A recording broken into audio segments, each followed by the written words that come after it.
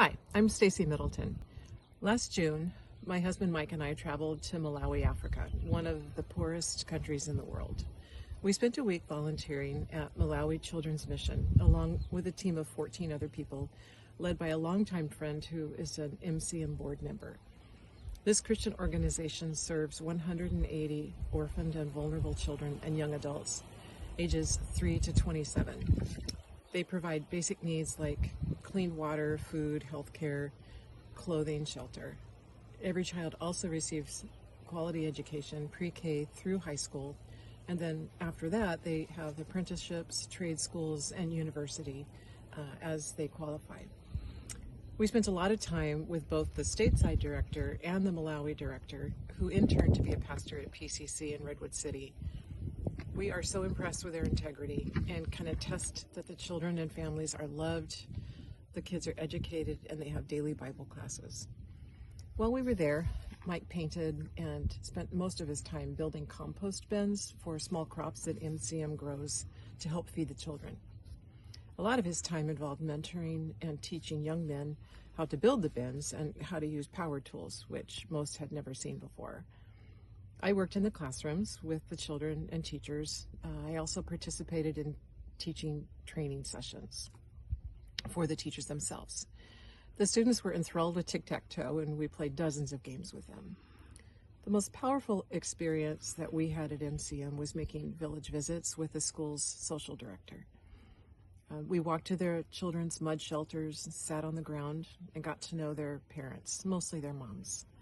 They described their deep gratitude for what their children receive from the school, and they described the extreme challenges that they face.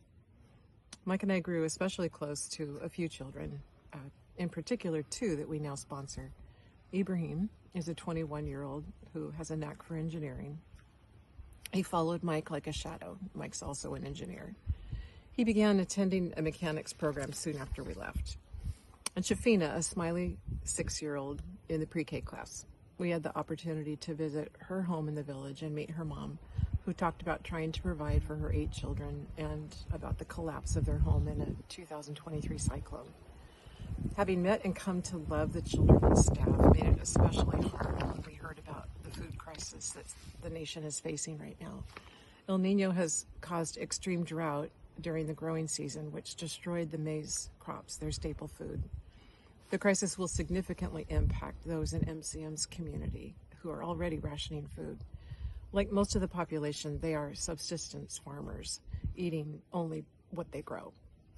The lack of self-employment makes purchasing food really difficult. With donor support, MCM has begun to purchase a year's worth of maize now before prices surge to guarantee the feeding program continues so that every child can be given at least 2 meals a day. In most cases, that will be the only food they get.